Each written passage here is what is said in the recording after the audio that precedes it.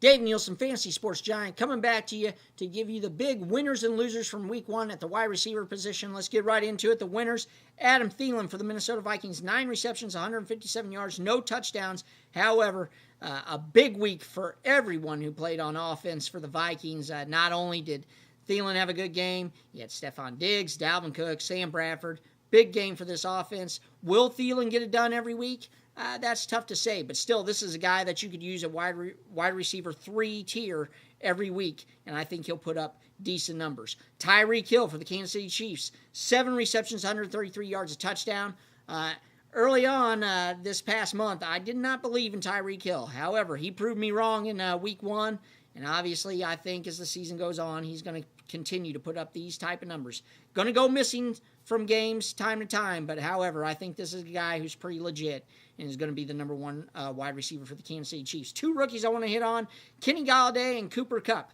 Kenny Golladay, I talked about him earlier this month, saying that this is a guy that you want to take a look at. Obviously, Golden Tate, the number 1 receiver there, however, got injured this week. And then Marvin Jones, very inconsistent. Kenny Golladay had a good preseason, good training camp, 2 touchdowns, 4 receptions, 69 yards. I expect this guy to be continued to be used a lot because I think Detroit is going to be in a lot of shootouts, and that's going to open things up and give a lot more opportunities to Kenny Golladay. Also, Cooper Kupp for the Los Angeles Rams. Look, nice game for him, 4 receptions, 76 yards, and a touchdown.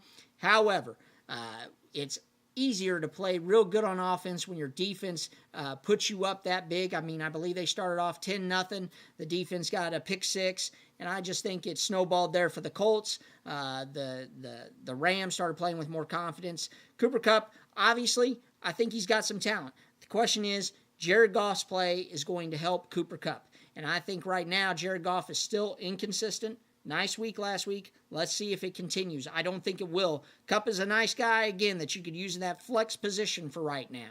Also, finally, Nelson Agholor. Finally, this guy shows up. 3rd season. That's what usually happens with those wide receivers. 6 receptions, 86 yards, and a touchdown.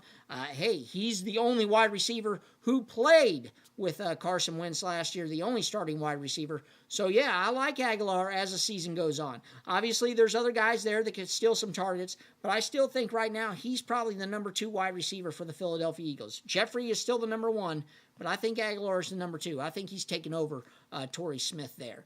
For our big losers, obviously Julio Jones, 4 receptions, 66 yards. This is not something that's going to happen every week. Doug Baldwin, 4 receptions, 63 yards.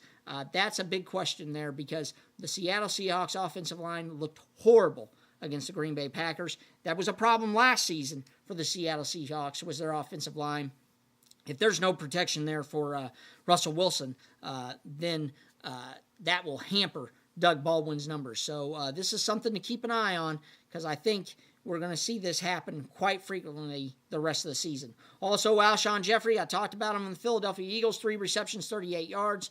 I don't expect this every week. I expect him to put up bigger numbers. He's going to be the number 1 target there for the Philadelphia Eagles. Believe me, he will. T.Y. Hilton, 3 receptions, 57 yards until they get that quarterback play figured out. Obviously, that's what's going to be with T.Y. Hilton. Dez Bryant, 2 receptions, 33 yards. Again, right now, I'm worried that this guy is on the down end of his career.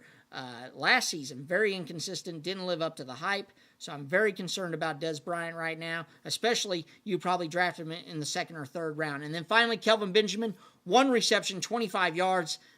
Again, last season, Kelvin Benjamin didn't live up to it, and I'm starting to wonder if he can live up to it this season. Again, as I said earlier, this month, I did not think Cam Newton was going to put up the big numbers that everybody's thinking he's going to.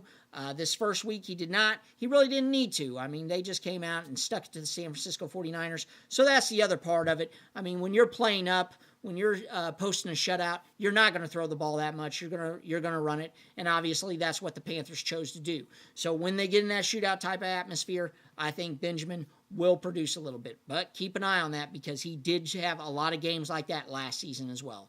This has been Dave Neilson, your Fantasy Sports Giant. Tight ends to come, and I'll have some more for you this week for Week 2 of your fantasy football season.